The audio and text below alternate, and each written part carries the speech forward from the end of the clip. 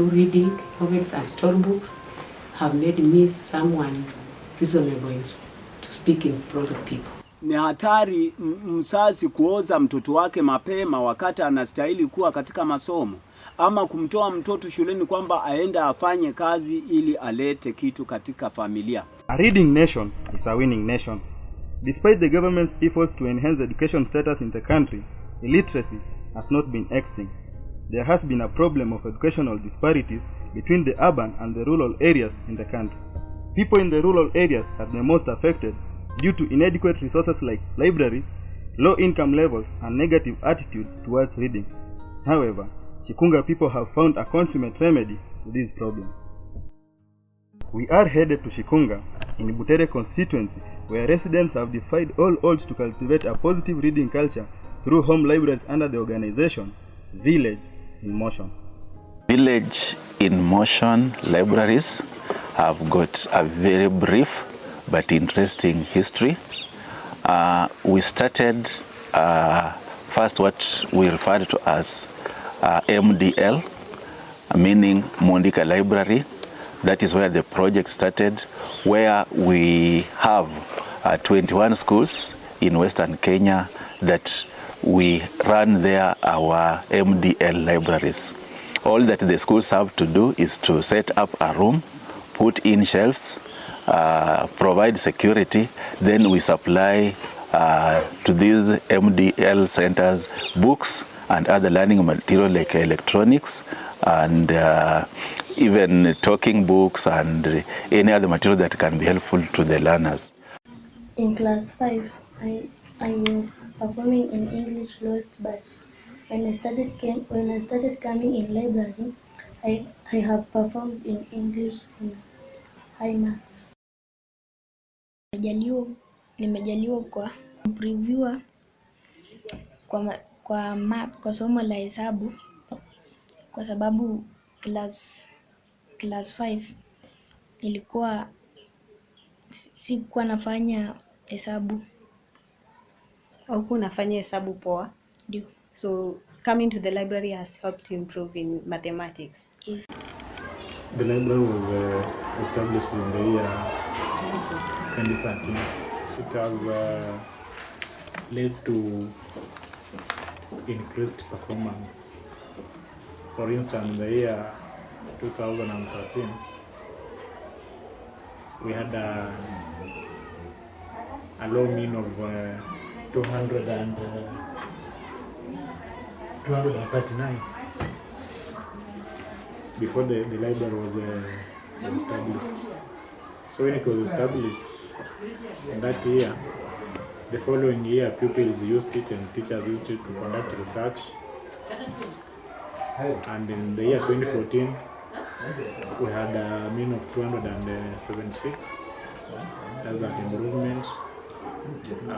The following year, that's the 2015, we had a dropped mean score, but it was above 250. That was a mean of 265. That year we had problems like strike, where teachers were away for some times. And then we continued to use it in the year 2016. We rose because of the books that were there and people were doing research. So we had an improved mean of 283. And then from there, we kept the same pace.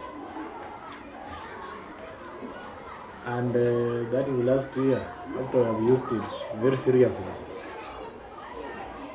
We only lost 4 marks. And we almost getting 300. As we got 296, as you can see there.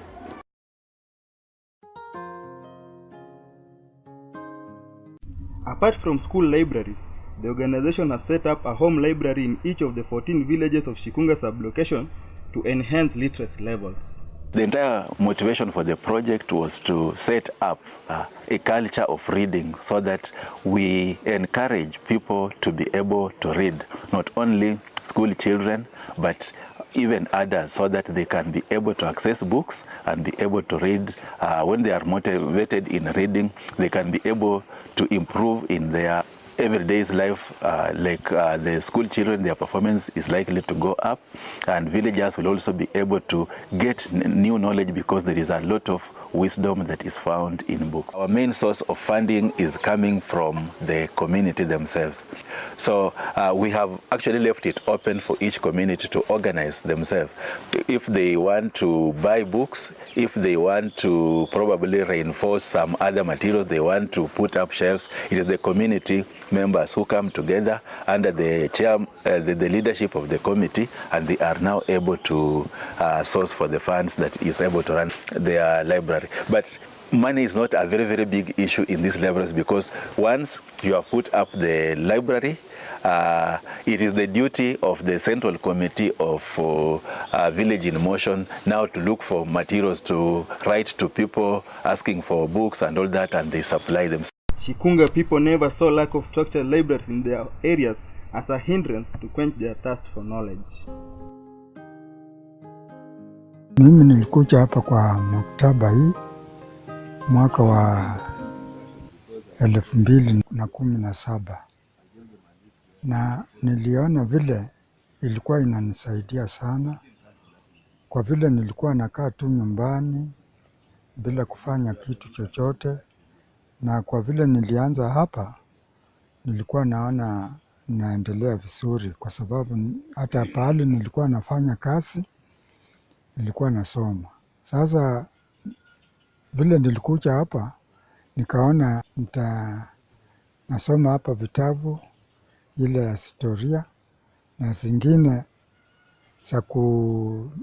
za ukulima, na mimi naona hata mimi mwenyewe nafanya kazi ya ukulima na naendelea na hii mzuri sana. Nilianzisha kwa maktaba, kuenda kwenye maktaba inanisaidia. Kuna vitabu zile siwezi ku afford kupata. Unajua hali ya vitabu vile wana bei kali. Sasa mimi huenda kwa maktaba, ili kama siwezi kupata hizo pesa kununua vitabu, naenda kwa maktaba kutafuta kama naweza nipate hizo vitabu niendelee. Na unajua vile mambo huendelea kibadilika, kuna new syllabus zinakuja, bado lazima vitabu niendelee.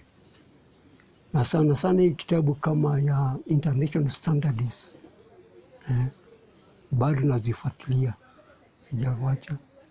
Kwa vile mambo huenda ikibadilika, sheria zinabadilika, na vile mambo inaendelea, ufumbuzi unakuwa ni mwingi, lazima uzidi kuendelea. Mi wakati nilikuwa ningali mwanafunzi standard 3, mzee alinihimiza sana kusoma vitabu. Na tabia kusoma vitabu ikajengeka ndani yangu. Mwaka wa 85 hapo, katika Nairobi City Center, nilivisit German Cultural Center, nikapata hapo kitabu ambacho kilinipa mori sana kupenda kusoma vitabu. Toka hapo tumekuja tukawa na library katika Shikunga Primary School, ambapo nimekuwa nikisoma huko vitabu, na kwa bahati mzuri tumepata maktaba yetu hapa ambayo sasa imetuendeleza sana. The reception of village libraries had mixed reactions. First, there were those who were they were thinking that you cannot actually be able to bring books in their homes and people are able to read. But there are those who were enthusiastic to and welcomed the project. There are some who felt that the MDA libraries are very far away. They are controlled by schools. They are forced to fit into the school program. But when they have libraries right in the village where they are able to run them themselves, then they can be very, very successful. So what I can say is that it was received with mixed reaction. Those who are supporting it, those who are saying that it cannot be able to succeed. The villagers were quite receptive of the home library initiative. The turnout that covers pupils in primary school, high school, and adults has increased since inception of the project. Approximately, we have around, if I refer to my record, I have up to 200 readers since it started. To make sure that I have many readers, first of all, I sent the community members using one-on-one talk to them, and I can see that most of them are responding. Another way is that I'm using these local administrators, like the gurus.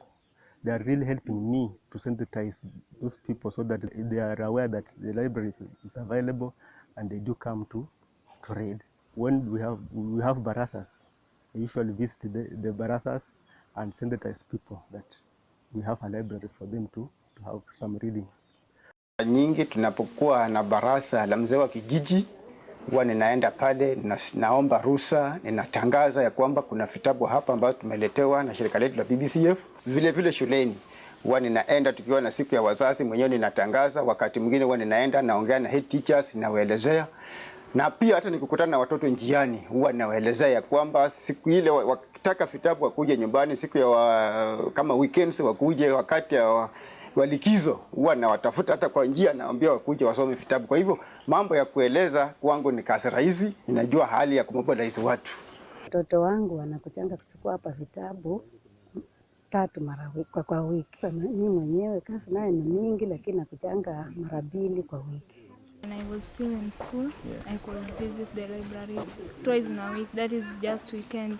And maybe when I have a homework and maybe I want to access a book in a library and it's there, I could come at night and use the library.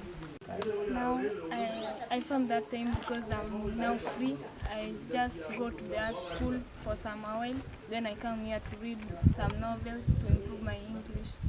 The policy of borrowing books in the home libraries corresponds to that of structural libraries. Nisho mangire tinyangazinga tutokula nacho.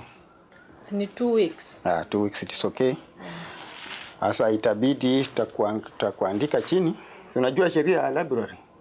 Najua. Kwa hivyo sasa ni kitabu ukipoteza itabidi ununue tu kama hiki. Unajua hata hii sio siku ya kwanza kuchukua. Unaona unajua bei yake? Najua. This 1500. Kwa hivyo ukipoteza ni juu yako. Sawa. Yeah. Apart from Mundika libraries and home libraries, Village in Motion makes significant use of music and amazing slogans such as books on wheels to promote the reading culture.